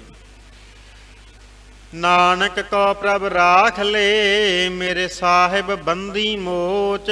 ਮਹਾਰਾਜ ਸੱਚੇ ਪਾਤਸ਼ਾਹ ਜੀ ਸਾਨੂੰ ਉਪਦੇਸ਼ ਦੇਣਾ ਕਰਦੇ ਹਨ ਕਿ ਨਿਮਰਤਾ ਦੇ ਸਹਿਤ ਆ ਕੇ ਬੇਨਤੀ ਕਰੀਏ ਅਕਾਲ ਪੁਰਖ ਦੇ ਅੱਗੇ ਕਿ ਹੇ ਅਕਾਲ ਪੁਰਖ ਜੀ, ਸੱਚੇ ਪਾਤਸ਼ਾਹ ਜੀ, ਆਪ ਜੀ ਦਾਸਾਂ ਦੇ ਸਿਰ ਤੇ ਮੇਰ ਭਰਿਆ ਹੱਥ ਰੱਖੋ। ਹੇ ਪ੍ਰਭੂ ਪਰਮੇਸ਼ਰ ਜੀ, ਨਾਨਕ ਕੋ ਪ੍ਰਭ ਰਾਖ ਲੈ ਮੇਰੇ ਸਾਹਿਬ ਬੰਦੀ ਮੋਚ। ਬੰਦੀ ਮੋਚ ਦਾ ਅਰਥ ਹੁੰਦਾ ਸਾਧ ਸੰਗਤ ਜੀ ਜਿਹੜਾ ਬੰਧਨ ਕੱਟ ਦੇਵੇ, ਬੰਦੀ ਛੋੜ ਦਾਤਾ। ਗੁਰੂ ਹਰਗੋਬਿੰਦ ਸਾਹਿਬ ਮਹਾਰਾਜ ਜਿਸ ਤਰ੍ਹਾਂ ਪ੍ਰਤੱਖ ਰੂਪ ਦੇ ਵਿੱਚ ਗਵਾਲੀਅਰ ਦੇ ਕਿਲੇ ਵਿੱਚੋਂ 52 ਰਾਜਿਆਂ ਨੂੰ ਮੁਕਤ ਕਰਾ ਕੇ ਲਿਆਏ ਸਨ ਨਾ, ਮਹਾਰਾਜ ਸੱਚੇ ਪਾਤਸ਼ਾਹ ਜੀ ਅਕਾਲ ਪੁਰਖ ਦੇ ਅੱਗੇ ਉਸ ਤਰੀਕੇ ਦੇ ਨਾਲ ਨਿਮਰਤਾ ਦੇ ਨਾਲ ਬੇਨਤੀ ਕਰਦੇ ਆ, ਨਾਨਕ ਕੋ ਪ੍ਰਭ ਰਾਖ ਲੈ। ਹੇ ਅਕਾਲ ਪੁਰਖ ਜੀ, ਸਾਨੂੰ ਰੱਖ ਲਓ ਮੇਰੇ ਸਾਹਿਬ ਬੰਦੀ ਮੋਚ। ਹੇ ਬੰਦੀ ਛੋੜ ਦਾਤਾ, ਬੰਦੀਆਂ ਤੋਂ, ਕੈਦਾਂ ਤੋਂ, ਜੂਨੀਆਂ ਤੋਂ ਮੁਕਤ ਕਰਨ ਵਾਲੇ, ਜੂਨੀਆਂ ਨੂੰ ਕੱਟਣ ਵਾਲੇ ਅਕਾਲ ਪੁਰਖ ਜੀ, ਸਾਨੂੰ ਦਇਆ ਕਰੋ ਸਾਡੇ ਤੇ ਸਾਨੂੰ ਰੱਖ ਲਓ। ਕਤਿਕ ਹੋਵੇ ਸਾਧ ਸੰਗ ਬਿਨ ਸਹਿ ਸਭੇ ਸੋਚ। ਮਹਾਰਾਜ ਸੱਚੇ ਪਾਤਸ਼ਾਹ ਜੀ ਫਰਮਾਉਂਦੇ ਆ, ਸਾਧ ਸੰਗਤ ਜੀ, ਉਹ ਪਰਮੇਸ਼ਰ ਅਕਾਲ ਪੁਰਖ ਬੰਦੀ ਛੋੜ ਹੈ। ਪ੍ਰਤੱਖ ਸਤਿਗੁਰੂ ਗੁਰੂ ਹਰਗੋਬਿੰਦ ਸਾਹਿਬ ਮਹਾਰਾਜ ਨੇ ਸਾਡੇ ਸਾਹਮਣੇ ਕਿੱਡੀ ਵੱਡੀ ਉਦਾਹਰਨ ਸਾਧ ਸੰਗਤ ਜੀ ਬੰਦੀ ਛੋੜ ਦੀ ਰੱਖੀ ਹੈ। ਅੱਜ ਤੱਕ ਕੋਈ ਐਸਾ ਨਹੀਂ ਹੋਇਆ ਸਾਧ ਸੰਗਤ ਜੀ ਉਸ ਅਕਾਲ ਪੁਰਖ ਤੋਂ ਬਿਨਾਂ ਜਿਹੜਾ ਕਿਸੇ ਨੂੰ ਕਿਤੋਂ ਛੁਡਾ ਸਕੇ ਦੁਨੀਆਂ ਦੇ ਵਿੱਚੋਂ। ਕੋਈ ਸਮਰੱਥ ਹੀ ਨਹੀਂ, ਉਹ ਗੁਰੂ ਹੀ ਦਰਗਾਹ ਦਾ ਵਿਚੋਲਾ ਹੈ। ਇੱਕ ਬਚਨ ਆਪਾਂ ਬਾਣੀ ਦਾ ਰੋਜ਼ ਪੜ੍ਹਦੇ ਹਾਂ, ਜੈਸਾ ਸਤਿਗੁਰ ਸੁਣੀਦਾ ਤੈਸੋ ਹੀ ਮੈਂ ਡੀਠ, ਵਿਛੜਿਆ ਮੇਲੇ ਪ੍ਰਭੂ ਹਰ ਦਰਗਹਿ ਕਾਬਾ ਸੀਟ। ਉਹ ਦਰਗਾਹ ਦਾ ਮਾਲਕ ਹੈ, ਦਰਗਾਹ ਦੇ ਵਿੱਚ ਵਿਚੋਲਾ ਬਣ ਜਾਂਦਾ ਹੈ, ਫਿਰ ਜੂਨੀਆਂ ਦੇ ਵਿੱਚੋਂ ਕੱਟ ਦਿੰਦਾ ਹੈ ਸਾਧ ਸੰਗਤ ਜੀ। ਇਸ ਕਰਕੇ ਨਾ ਦੁਆਪਰ ਦੇ ਵਿੱਚ ਅਵਤਾਰ ਲੈ ਕੇ ਕ੍ਰਿਸ਼ਨ ਦੇ ਰੂਪ ਦੇ ਵਿੱਚ ਆ ਕੇ ਰਾਜਾ ਉਗਰਸੈਨ ਤੇ ਹੋਰ ਜਿਹੜੇ ਸਾਧੂ ਸੰਤ ਜਿਹੜੇ ਕੰਸ ਨੇ ਕੈਦ ਕੀਤੇ ਸੀ, ਕੰਸ ਦਾ ਵਧ ਕਰਕੇ ਕ੍ਰਿਸ਼ਨ ਜੀ ਨੇ ਉਹਨਾਂ ਨੂੰ ਆਜ਼ਾਦ ਕਰਾਇਆ, ਉੱਥੇ ਵੀ ਬੰਦੀ ਮੁਕਤ ਕੀਤਾ। ਤੇ ਰਾਮ ਨੇ ਜਿਸ ਵੇਲੇ, ਸ਼੍ਰੀ ਰਾਮ ਜੀ ਨੇ ਜਿਸ ਵੇਲੇ ਲੰਕਾ ਤੇ ਹਮਲਾ ਕੀਤਾ, ਰਾਵਣ ਦਾ ਅੰਤ ਕਰਕੇ ਕਿੰਨੇ ਕੈਦੀਆਂ ਨੂੰ ਛੁਡਾਇਆ, ਉੱਥੇ ਕਿੰਨੇ ਉਹਨੇ ਮੁਕਤ ਬੰਦੀ ਬਣਾਏ ਹੋਏ ਸਨ ਰਾਜੇ। ਇਸ ਕਰਕੇ ਸਾਧ ਸੰਗਤ ਜੀ ਹਰੇਕ ਯੁੱਗ ਦੇ ਵਿੱਚ ਉਹ ਪਰਮੇਸ਼ਰ ਕਿਸੇ ਨਾ ਕਿਸੇ ਰੂਪ ਦੇ ਵਿੱਚ ਆ ਕੇ ਬੰਦ ਖਲਾਸੀ ਕਰਦਾ ਹੀ ਕਰਦਾ ਹੈ। ਮਹਾਰਾਜ ਆਂਦੇ ਆ ਨਿਮਰਤਾ ਦੇ ਵਿੱਚ ਆ ਕੇ ਉਹਦੇ ਅੱਗੇ ਬੇਨਤੀ ਕਰੀਏ ਕਿ ਪ੍ਰਤੱਖ ਜੇਲ੍ਹਾਂ ਨੂੰ ਕੱਟਣ ਵਾਲੇ ਅਕਾਲ ਪੁਰਖ ਜੀ, ਸਾਡੀ ਜੂਨੀਆਂ ਦੇ ਵਿੱਚ ਜਿਹੜੀ ਅਸੀਂ ਭੋਗ ਰਹੇ ਆ ਨਾ ਆਇਓ, ਮਹਾਰਾਜ ਜੀ ਇਹ ਜੂਨੀਆਂ ਨੂੰ ਵੀ ਕੱਟਣਾ ਕਰੋ। ਕਤਿਕ ਹੋਵੇ ਸਾਧ ਸੰਗ ਬਿਨਸੈ ਸਭੇ ਸੋਚ। ਅੱਗੇ ਮਹਾਰਾਜ ਜੀ ਅਖੀਰਲੀ ਪੰਕਤੀ ਦੇ ਵਿੱਚ ਸ਼ਬਦ ਦਾ ਉਪਦੇਸ਼ ਦਾ ਸਾਰ ਦਿੰਦੇ ਹੋਏ ਫਰਮਾਉਂਦੇ ਹਨ, ਕਤਿਕ ਹੋਵੇ ਸਾਧ ਸੰਗ। ਮਹਾਰਾਜ ਆਂਦੇ ਆ ਜਿਨ੍ਹਾਂ ਦਾ ਮਨੁੱਖੀ ਸਰੀਰ ਰੂਪੀ ਕਤਿਕ ਮਹੀਨਾ ਸਾਧੂਆਂ ਦੀ ਸੰਗਤ ਦੇ ਵਿੱਚ ਬਤੀਤ ਹੋਇਆ ਨਾ, ਬਿਨਸੇ ਸਭੇ ਸੋਚ। ਮਹਾਰਾਜ ਆਂਦੇ ਆ ਉਹਨਾਂ ਦੇ ਸਾਰੇ ਫਿਕਰ, ਸਾਰੀਆਂ ਸੋਚਾਂ ਫਿਰ ਦੂਰ ਹੋ ਜਾਂਦੀਆਂ। ਜਿਹੜੇ ਨਾਮ ਦੇ ਨਾਲ ਜੁੜ ਗਏ, ਜਿਹੜੇ ਪਰਮੇਸ਼ਰ ਦੇ ਭਜਨ ਦੇ ਨਾਲ ਮਹਾਰਾਜ ਸੱਚੇ ਪਾਤਸ਼ਾਹ ਫਰਮਾਉਂਦੇ ਹਨ ਜੁੜ ਗਏ ਆ ਨਾ, ਮਹਾਰਾਜ ਆਖਦੇ ਉਹਨਾਂ ਨੂੰ ਫਿਰ ਕਿਸੇ ਪ੍ਰਕਾਰ ਦੀ ਸੋਚ ਰੱਖਣ ਦੀ ਲੋੜ ਨਹੀਂ। ਉਹ ਅੱਜ ਵੀ ਮੁਕਤ ਹਨ, ਉਹ ਕੱਲ ਵੀ ਮੁਕਤ ਹਨ। ਸੋਚਣ ਤੇ ਉਹ, ਫਿਕਰ ਤੇ ਮਹਾਰਾਜ ਆਂਦੇ ਆ ਉਹ ਕਰਨ ਜਿਨ੍ਹਾਂ ਨੇ ਕਰਮ ਨਹੀਂ ਚੰਗੇ ਕੀਤੇ, ਜਿਨ੍ਹਾਂ ਨੇ ਸੰਸਾਰ ਵਿੱਚ ਰਹਿ ਕੇ ਪਦਾਰਥ ਭੋਗਦਿਆਂ ਹੋਇਆਂ ਜੀਵਨ ਬਤੀਤ ਕੀਤਾ, ਮਹਾਰਾਜ ਦਾ ਬਾਣਾ ਨਹੀਂ ਪਹਿਨਿਆ, ਅੰਮ੍ਰਿਤ ਨਹੀਂ ਛਕਿਆ, ਕਦੀ ਅੰਮ੍ਰਿਤ ਵੇਲੇ ਜਾਗੇ ਨਹੀਂ, ਸੇਵਾ ਨਹੀਂ ਗੁਰੂ ਘਰ ਆ ਕੇ ਜਿੰਨਾ ਕਦੀ ਕੀਤੀ, ਆਪਣੀ ਕਮਾਈ ਹੋਈ ਮਾਇਆ ਚੋਂ ਦਸਵੰਧ ਕੱਢ ਕੇ ਸਤਿਗੁਰੂ ਦੇ ਚਰਨਾਂ 'ਚ ਕਦੀ ਨਹੀਂ ਰੱਖਿਆ ਜਿਨ੍ਹਾਂ ਨੇ। ਸੋਚਣ ਤੇ ਉਹ, ਫਿਕਰ ਤੇ ਉਹ ਕਰਨ। ਇੱਥੇ ਮਹਾਰਾਜ ਆਂਦੇ ਆ ਜਿਨ੍ਹਾਂ ਨੇ ਸਾਧ ਸੰਗਤ ਕੀਤੀ ਹੈ, ਜਿਨ੍ਹਾਂ ਨੇ ਸਾਧੂਆਂ ਦਾ ਸੰਗ ਕੀਤਾ, ਗੁਰੂ ਕੋਲ ਜਾ ਕੇ ਉਪਦੇਸ਼ ਲਿਆ, ਨਾਮ ਦੀ ਕਮਾਈ ਕੀਤੀ, ਭਜਨ ਵਿੱਚ ਸੁਰਤ ਨੂੰ ਜੋੜਿਆ, ਬਿਨਸੈ ਸਭੇ ਸੋਚ, ਉਹਨਾਂ ਦੀ ਹਰ ਪ੍ਰਕਾਰ ਦੀ ਸੋਚ ਦੂਰ ਹੋ ਜਾਂਦੀ। ਫਿਕਰ ਜਿਹੜੇ ਹਨ ਉਹ ਮਹਾਰਾਜ ਆਂਦੇ ਹਨ ਉਹ ਦੌੜ ਜਾਂਦੇ ਹਨ। ਸੱਚੇ ਪਾਤਸ਼ਾਹ ਜੀ ਮਿਹਰਾਮਤ ਕਰਨ। ਕੱਤਕ ਮਹੀਨੇ ਦਾ ਪਾਵਨ ਉਪਦੇਸ਼ ਸੱਚੇ ਪਾਤਸ਼ਾਹ ਨੇ ਬਖਸ਼ਿਆ, ਸਾਡੇ ਹਿਰਦਿਆਂ ਦੇ ਵਿੱਚ ਵਸੇ। ਆਪ ਸਰਬੱਤ ਸੰਗਤਾਂ ਦੇ ਨਾਲ ਸਤਿਗੁਰੂ ਦੀ ਪਵਿੱਤਰ ਬਾਣੀ ਦੀ ਕਥਾ ਵਿਚਾਰ ਕਰਦੇ ਹਾਂ। ਹੋਈਆਂ ਇੱਕ ਨਹੀਂ ਅਨੇਕ ਪ੍ਰਕਾਰ ਦੀਆਂ ਗਲਤੀਆਂ ਭੁੱਲਾਂ ਸਤਿਗੁਰੂ ਜੀ ਬਖਸ਼ਣਹਾਰ ਹਨ। ਸਤਿਗੁਰਾਂ ਦੀ ਸੰਗਤ ਬਖਸ਼ਣਹਾਰ ਹੈ, ਬਖਸ਼ ਲੈਣ ਜੀ। ਆਓ ਅਖੀਰਲੀਆਂ ਪੰਕਤੀਆਂ ਪੜ੍ਹ ਕੇ ਸਤਿਗੁਰਾਂ ਦੇ ਸਨਮੁਖ ਅਰਦਾਸ ਬੇਨਤੀ ਕਰੀਏ ਜੀ। ਨਾਨਕ ਕੋ ਪ੍ਰਭ ਰਾਖ ਲੇਹ ਮੇਰੇ ਸਾਹਿਬ ਬੰਦੀ ਮੋਚ। ਕਤਿਕ ਹੋਵੇ ਸਾਧ ਸੰਗ ਬਿਨ ਸਹਿ ਸਭੇ ਸੋਚ। ਰਾਮ ਕਲੀ ਮਹੱਲਾ ਤੀਜਾ। ਆਨੰਦ ਇੱਕ ਓੰਕਾਰ ਸਤਿਗੁਰ ਪ੍ਰਸਾਦ।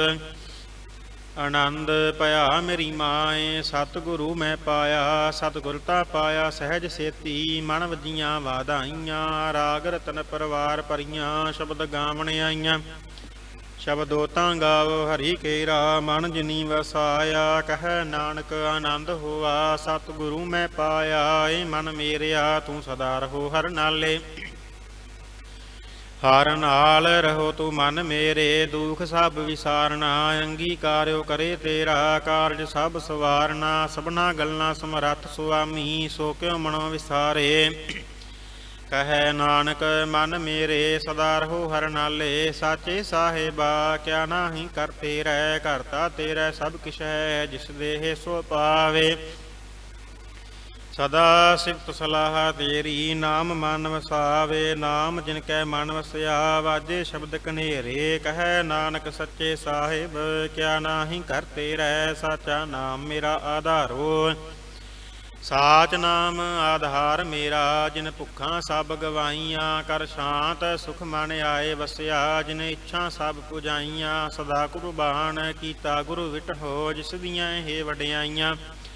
ਕਹੈ ਨਾਨਕ ਸੁਨਹੁ ਸੰਤ ਹੋ ਸ਼ਬਦ ਧਰੋ ਪਿਆਰੋ। ਸਾਚਾ ਨਾਮ ਮੇਰਾ ਆਧਾਰੋ। ਵਾਜੇ ਪੰਚ ਸ਼ਬਦ ਤਿਤ ਘਰ ਸੁਭਾਗੈ। ਘਰ ਸੁਭਾਗੈ ਸ਼ਬਦ ਵਾਜੇ ਕਲਾ ਜਿਤ ਘਰ ਧਾਰੀਆ।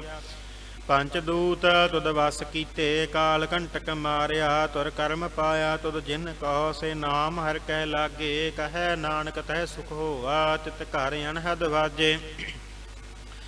ਆਨੰਦ ਸੁਨਹੁ ਵਡ ਭਾਗੀ ਹੋ ਸਗਲ ਮਨੋਰਥ ਪੂਰੇ। ਪਾਰ ਬ੍ਰਹਮ ਪ੍ਰਭ ਪਾਇਆ ਉਤਰੇ ਸਗਲ ਵਿਸੂਰੇ। ਦੁਖ ਰੋਗ ਸੰਤਾਪ ਉਤਰੇ ਸੁਣੀ ਸੱਚੀ ਬਾਣੀ। ਸੰਤ ਸਾਜਨ ਭਏ ਸਰਸੇ ਪੂਰੇ ਗੁਰ ਤੇ ਜਾਣੀ। ਸੁਣਤੇ ਪੁਨੀਤ ਕਹਤੇ ਪਵਿੱਤ ਸਤ ਗੁਰ ਰਹਿਆ ਭਰਪੂਰੇ। ਬਿਨਵੰਤ ਨਾਨਕ ਗੁਰ ਚਰਨ ਲਾਗੇ ਵਾਜੇ ਅਣਹਦ ਤੂਰੇ। ਸਲੋਕ ਪਵਨ ਗੁਰੂ ਪਾਣੀ ਪਿਤਾ ਮਾਤਾ ਧਰਤ ਮਹਤ। ਦਿਵਸ ਰਾਤ ਦੁਇ ਦਾਈ ਦਾਇਆ ਖੇਲੇ ਸਗਲ ਜਗਤ। ਚੰਗਿਆਈਆਂ ਬੁਰਿਆਈਆਂ ਵਾਚੈ ਧਰਮ ਹਦੂਰ। ਕਰਮੀ ਆਪੋ ਆਪਣੀ ਕੇ ਨੇੜੇ ਕੇ ਦੂਰ। ਜਿਨੀ ਨਾਮ ਧਿਆਇਆ ਗਏ ਮਸਕਤ ਕਾਲ। ਨਾਨਕ ਤੇ ਮੁਖ ਉਜਲੇ ਕੀਤੀ ਛੁੱਟੀ ਨਾਲ। ਜਿਨੀ ਨਾਮ ਧਿਆਇਆ ਗਏ ਮਸਕਤ। ਨਾਨਕ ਤੇ ਮੁਖ ਉਜਲੇ ਕੀਤੀ ਛੁੱਟੀ ਨਾਲ। ਵਾਹਿਗੁਰੂ ਜੀ ਕਾ ਖਾਲਸਾ ਵਾਹਿਗੁਰੂ ਜੀ ਕੀ ਫਤਿਹ।